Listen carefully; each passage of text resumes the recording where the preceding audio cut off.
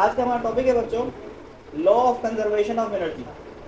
Law of conservation of energy क्या होती है आपको पता है कि law of conservation of energy ये कहती है कि एनर्जी को ना ही हम क्रिएट कर सकते हैं और ना ही इसको डिस्ट्रॉय कर सकते हैं, लेकिन हम एनर्जी को one form to another form क्या कर सकते हैं, कन्वर्ट कर सकते हैं। और इसको अगर एक और डेफिनेशन डिस्कस की जाए इस टॉपिक की तो ये हो सकता है कि हमेशा जो टोटल एनर्जी है वो क्या रहेगी बच्चों, कांस्टेंट रहेगी। तो आज हमने क्या करना है, इसको प्रूव करना है। ये बात जो अभी आप पढ़ रहे हो ये ऑलरेडी 9 में भी पढ़ चुके हो और मैट्रिक में पढ़ चुके हो, लेकिन इसको प्रूफ कभी भी आपने नहीं किया, लेकिन आज इसको हमने प्रूफ करना है। तो वो इस प्रूफ कैसे करना है बच्चों, हमने कि हमारे पास एक ऑब्जेक्ट है जिसका मास क्या है, m है। एक ऑब्जेक्ट जिसका मास क्या है बच्चों, m है, और ये ऑब्जेक्ट पॉइंट P पे मौजूद है, और ये जो पॉइंट P है ये ग्राउंड से कितने हाइट पे बच्चों, h हाइट के ऊपर है। हमारे पास एक ऑब्जेक्ट जिसका मास m है, ये पॉइंट P पे मौजूद है, और ये जो पॉइंट P है ये ग्राउंड से कितने हाइट पे बच्चों, h हाइट पे है। यहाँ मेंशन है, देखिएगा, कंसीडर किया हमने कि एक ऑब्जेक्ट है जिसका मास m है, जिसको रखा गया पॉइंट P पे, और पॉइंट P जो हाइट h है, हाइट h के ऊपर है जमीन से। तो भाई अगर कोई बॉडी हाइट h पे होगा तो उसके अंदर पोटेंशियल एनर्जी कितनी होगी बच्चों, mgh होगी। अच्छा, इसके बाद बच्चों क्योंकि ये हाइट h के ऊपर है और रखा गया है, इसको क्या किया गया बच्चों, ये रखा गया, प्लेस, इसको रखा गया है। जब ऑब्जेक्ट को प्लेस किया जाता है, रखा जाता है, तो मतलब ये होता है कि इसकी वेलोसिटी इस पॉइंट पे क्या है बच्चों, 0 है। अगर ऑब्जेक्ट रखा गया है तो मतलब रेस्ट में ऑब्जेक्ट तो वेलोसिटी 0 है, तो मतलब काइनेटिक एनर्जी की वैल्यू क्या हो जाएगी बच्चों, 0 हो जाएगी। क्योंकि अगर वो रेस्ट में हो तो उसकी काइनेटिक एनर्जी क्या होती है, 0 होती है। अगर आपको टोटल एनर्जी निकालना है बच्चों पॉइंट P पे, तो आप क्या करते हो, काइनेटिक एनर्जी को और पोटेंशियल एनर्जी को क्या करते हो बच्चों, ऐड कर देते हो आप लोग। तो आपने काइनेटिक एनर्जी की जगह क्या रखना है बच्चों, 0 रखना है। देखिए मैंने 0 रख दिया। और पोटेंशियल एनर्जी की जगह क्या रखना है बच्चों, mgh रखना है, तो मैंने पोटेंशियल एनर्जी की जगह mgh लिख दिया। तो mgh में 0 ऐड होगा, क्या बच जाएगा, mgh। तो मतलब पॉइंट P के ऊपर जो टोटल एनर्जी है वो क्या है बच्चों, mgh है। ठीक है, अब क्या होगा, अब हम इस ऑब्जेक्ट को अलाउ करेंगे कि ये ऑब्जेक्ट फॉल कर जाए from point P toward ground. Point O हमारा क्या बच्चों, पॉइंट O जो हमारा है ये क्या है, हमारा ग्राउंड है, जमीन है। ठीक है बच्चों, तो हम क्या करेंगे, इस ऑब्जेक्ट को ग्राउंड के ऊपर क्या करना है, पॉइंट P से ड्रॉप करना है। ठीक है, तो लिखा हुआ है अगर ऑब्जेक्ट को आप अलाउ करो कि ऑब्जेक्ट फॉल कर जाए फ्रीली फ्रॉम पॉइंट P, ठीक है, पॉइंट P से फॉल करे फ्रीली, ग्रेविटी के इन्फ्लुएंस से फॉल करे, तो ग्रेविटी क्या करती है, किसी बॉडी की वेलोसिटी क्या करेगी, उसे बढ़ा रही होती है। तो लिखा हुआ है as the object is allowed to fall freely from point P, point P से उस ऑब्जेक्ट को हमने फॉल करवाना है फ्रीली, तो क्या होगा, इसकी वेलोसिटी लगातार क्या हो रही होगी, बढ़ रही होगी, और हाइट लगातार क्या हो रही होगी बच्चों, कम हो रही होगी।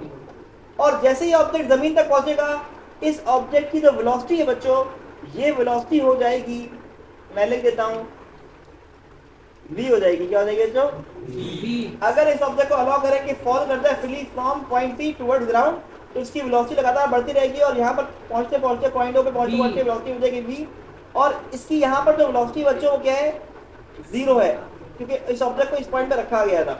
मेरी बात समझ में आ गई होगी आपको। तो लिखा है बच्चों जब हम ऑब्जेक्ट को अलाउ करेंगे कि फॉल करता है फ्रीली फ्रॉम पॉइंट P, तो उसकी वेलोसिटी लगातार बढ़ेगी और हाइट लगातार कम होगी। तो ऑब्जेक्ट जैसे ही जमीन तक पहुंचेगा, ग्राउंड तक पहुंचेगा, पॉइंट O तक पहुंचेगा, तो उसकी वेलोसिटी क्या हो जाएगी, v हो जाएगी। तो काइनेटिक एनर्जी क्या हो जाएगी, हाफ mv² हो जाएगी। क्यों हो जाएगी, क्योंकि ऑब्जेक्ट की वेलोसिटी पॉइंट O पे v है, ऑब्जेक्ट की वेलोसिटी पॉइंट O पे v है, इसीलिए इसकी काइनेटिक एनर्जी कितनी हो गई, हाफ mv² हो गई। क्या हो गई, हाफ mv²। अब बच्चों आपको पता है, क्या पता है, फ्रॉम, आपको पता है बच्चों, फ्रॉम, मैं लिख देता हूं, from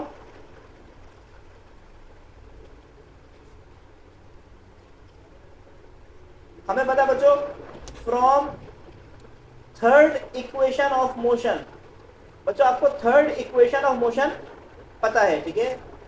third equation of motion क्या होता है, आपको पता है, 2as बराबर है किसके, vf², 2as बराबर है vf² माइनस vi², ये आपको पता है। अब बच्चों एक बात समझिएगा, अगर ऑब्जेक्ट पॉइंट P से पॉइंट O आ रहा है, ग्रेविटी से आ रहा है, तो एक्सेलरेशन क्या हो गया बच्चों, ग्रेविटी हो गया ना, एक्सेलरेशन। अगर ऑब्जेक्ट पॉइंट O से जमीन तक आ रहा है तो एक्सेलरेशन क्या है बच्चों, ग्रेविटी है। अच्छा, कितना डिस्टेंस तय कर रहा है, पॉइंट P से पॉइंट O आ रहा है, तो हाइट डिस्टेंस कितना तय कर रहा है, हाइट तय कर रहा है। तो एस क्या हो जाएगा, एच हो जाएगा बच्चों। मेरी बात समझ में आ गई? पॉइंट पी पे वेलोसिटी जीरो है बच्चों, तो वी आई क्या हो जाएगा, जीरो हो जाएगा बच्चों। और पॉइंट ओ पे वेलोसिटी क्या है बच्चों, वी एफ है। वी एफ क्या है, वी ए। तो मैं ये सारी वैल्यू ऊपर वाली क्वेश्चन पुट करता हूँ, तो 2 आ जाएगा, ए की जगह जी आ जाएगा, एस की जगह एच आ जाएगा बच्चों, वी एफ की जगह वी आ जाएगा, स्क्वायर वैसे ही आ गया, वी आई का जीरो आ जाएगा।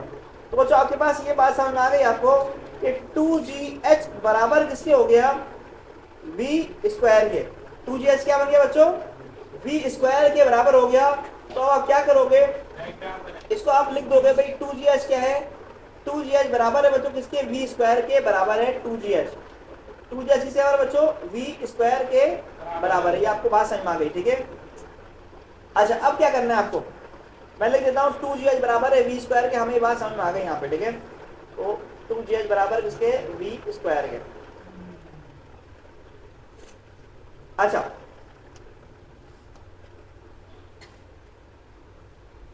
अब क्या करना है बच्चों, हम ये करेंगे कि यहाँ पे ऊपर जो इक्वेशन है ना हमारी ये वाली काइनेटिक एनर्जी वाली हाफ एम वी स्क्वायर, यहाँ पर वी स्क्वायर की जगह क्या लिख देंगे, 2GH। तो देखिए बच्चों मैं यहाँ पर लिख रहा हूँ कि हमने kinetic energy eight point O लिख दिया बच्चों कि हमारे पास है हाफ एम, और हम वी स्क्वायर की जगह क्या लिखेंगे बच्चों, 2GH। तो हम यहाँ लिख देते हैं 2GH। तो बच्चों अब क्या होगा, 2 से 2 कैंसिल हो जाएगा, और आपके पास kinetic energy eight point o आ जाएगा, क्या आ जाएगा बच्चों, mgh, ठीक है।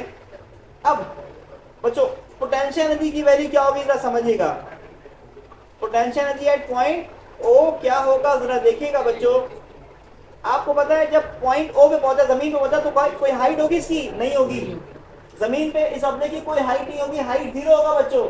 हाइट जीरो होने का मतलब है पोटेंशियल एनर्जी क्या हो जाएगा, जीरो हो जाएगा। तो अब आपको लिखना है total energy eight point O लिखना है टोटल एनर्जी। तो बच्चों अब आप लिखोगे kinetic energy plus potential energy, ठीक है, प्लस पोटेंशियल एनर्जी लिख दोगे बच्चों। और इसके बाद क्या करना है आपको, काइनेटिक एनर्जी क्या लिखोगे, mgh, जो लिखा हुआ है यहाँ पे देखो, काइनेटिक एनर्जी कितनी है बच्चों, mgh है एट पॉइंट ओ, और p कितना है बच्चों, जीरो है। तो आपके पास total energy eight point o आ गया कितना, total energy eight point o आ गया बच्चों कितना, mgh। तो इसको हम कह देंगे इक्वेशन नंबर 2 कह देंगे। अच्छा तो बच्चों हमने क्या किया, पॉइंट पी पे टोटल एनर्जी निकाला। देखो सर हम लोग पॉइंट पी पे टोटल एनर्जी निकाल रहे, कितनी थी बच्चों, mgh। हम लोग पॉइंट ओ पे टोटल निकाल चुके हैं बच्चों, कितना आया, mgh। अब हम पॉइंट क्यू पे निकालना चाहेंगे टोटल एनर्जी कितनी है। तो अब आपको दोबारा से करना है यही काम जो यहाँ पर हुआ था, कि जो मैं यहाँ पे लिख चुका था बच्चों, मैं इसको क्या करता हूँ, लिखता हूँ दोबारा से कि नाउ वी कंसीडर। अब हम कंसीडर करते हैं बच्चों कि ऑब्जेक्ट जो है वो फॉल हुआ है, ऑब्जेक्ट falls from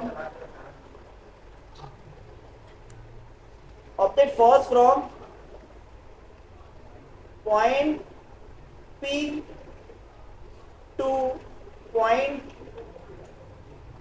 Q। पहले मैंने ऑब्जेक्ट को फॉल करवाया पॉइंट P से पॉइंट O, अब मैं ऑब्जेक्ट को फॉल करवा रहा हूँ पॉइंट P से पॉइंट Q, ठीक है। तो जब पॉइंट P से पॉइंट Q आएगा ऑब्जेक्ट बच्चों, तो क्या होगा जरा देखिएगा, under the influence of gravity बच्चों ये बॉडी पॉइंट पी से पॉइंट क्यू आ रहा है। तो वेलोसिटी की वैल्यू मैं सपोज करता हूं बच्चों, जब पॉइंट पी से पॉइंट क्यू ऑब्जेक्ट आया तो यहाँ पर वेलोसिटी जो है ना ये बढ़ी है, और जीरो से बढ़कर क्या हो गई, वी डैश हो गई। क्या हो गई बच्चों, वी डैश। देखो जब पॉइंट पी से पॉइंट क्यू आया तो वेलोसिटी जीरो से बढ़कर वी हो गई, और जब पॉइंट पी से ऑब्जेक्ट पॉइंट क्यू आया तो वेलोसिटी बढ़कर कितनी हो गई बच्चों, वी डैश हो गई। ठीक है, तो मैं लिखता हूं the velocity of object become, कितनी होगी वेलोसिटी बच्चों, v डैश हो गई, and the height of object at q become h minus x. बच्चों ये चीज नोट कर लो, ऑब्जेक्ट पॉइंट P से पॉइंट Q आया, कितना फासला किया बच्चों, x फासला किया, तो इसकी इस पॉइंट Q पे कितनी हाइट है ये निकालना है। तो h में से x जाएगा, क्या बच जाएगा, h माइनस पॉइंट Q पे ऑब्जेक्ट की हाइट जमीन से कितनी है, h माइनस x है। तो हमने कहा जब ऑब्जेक्ट पॉइंट P से पॉइंट Q आया तो इसकी वेलोसिटी हो गई v डैश और हाइट कितनी हो गई, h माइनस x हो गई। तो हम लिखेंगे kinetic energy eight point Q क्या हो जाएगा, हाफ m v डैश का square.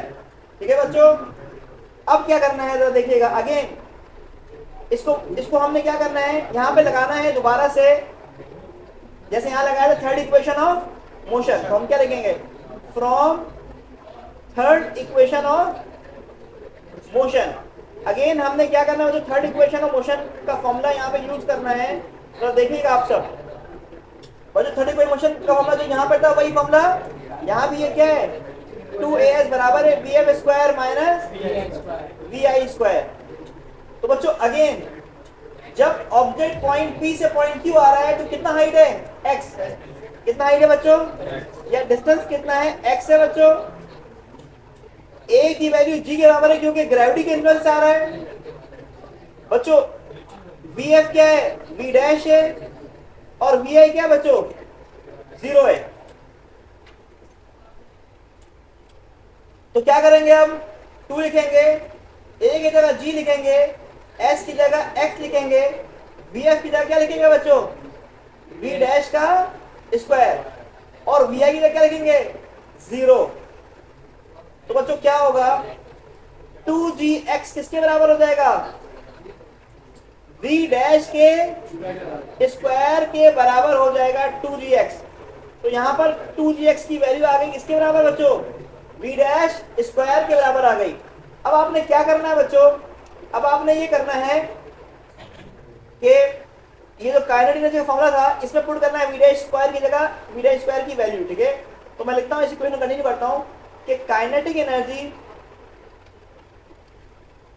Energy at point Q, ठीक है, kinetic energy eight point Q, ये देखो इक्वल टू हाफ आ जाएगा बच्चों, ठीक है, m आ जाएगा, और v डैश स्क्वायर की क्या आएगा बच्चों, 2gx आएगा। अगेन 2 से 2 क्या हो जाएगा, कैंसिल। तो काइनेटिक एनर्जी आपके पास आ जाएगी एट पॉइंट Q, क्या आ जाएगी, mgx आ जाएगी। तो अब हमें लिखना है potential energy eight point Q। तो potential energy eight point Q क्या होगा बच्चों, mg h माइनस एक्स। ये बात समझिएगा जरा बच्चों, अगर ऑब्जेक्ट हाइट h पे था तो पोटेंशियल कितनी थी, mgh। अगर हाइट h माइनस एक्स पे है ऑब्जेक्ट पॉइंट Q पे, तो हाइट कितनी h माइनस एक्स है, तो पोटेंशियल कितनी हो गई, mg h माइनस एक्स। अब क्या करना है बच्चों, अब आपको ये करना है कि अब आपको निकालना है, जिस तरह आपने यहां पर निकालना है total energy eight point O, अब आप क्या करो, टोटल एनर्जी निकालोगे एट पॉइंट Q निकालोगे। ठीक है, तो हम लिखते हैं total energy eight point Q क्या होगा, क्या होगा बच्चों, kinetic energy plus potential energy अच्छा एक स्टेप बढ़ा लेते हैं यहाँ पे, ठीक है। देखो क्या करेंगे बच्चों, MgH से मिला होगा क्या हो जाएगा MgH, और Mgx से मिला होगा क्या होगा Mgx। तो ये आ गई आपके यहाँ potential energy eight point Q। अब टोटल एनर्जी के लिए क्या करना है बच्चों, काइनेटिक एनर्जी को पोटेंशियल क्या करना है, जमा कर देना है। तो काइनेटिक एनर्जी की वैल्यू कितनी थी बच्चों आपके पास, जरा देखिएगा आपके पास काइनेटिक एनर्जी की कितनी वैल्यू थी बच्चों, काइनेटिक एनर्जी वैल्यू लिखी है बच्चों, देखिए ये रही kinetic energy eight point Q क्या है Mgx, ठीक है। तो Mgx आ गया प्लस आ गया, पोटेंशियल कितनी है बच्चों Mgh माइनस Mgx, तो प्लस का Mgx और माइनस का Mgx क्या हो गया। तो बच्चों आपके पास टोटल एनर्जी आ गई एट पॉइंट Q क्या आ गया Mgh, इसको बोलते हैं इक्वेशन नंबर 3। तो बच्चों आपको एक बात समझ में आई होगी कि total energy eight point P जो हमारे पास वैल्यू थी वो कितनी थी Mgh, total energy eight point P क्या थी Mgh, total energy eight point O क्या है बच्चों और total energy eight point Q भी क्या आया। तो हम आखिरी में से ये लिखेंगे इक्वेशन 1, इक्वेशन 2 और इक्वेशन 3 सजेस्ट दैट, क्या बता रहा है हमें, टोटल एनर्जी रिमेन्स कांस्टेंट। हमें क्या बता रहा है कि टोटल एनर्जी क्या बच्चों कांस्टेंट है। तो हमने यहाँ पर ये डेरिवेशन क्या करी बच्चों, मुकम्मल कर ली है law of conservation of energy की।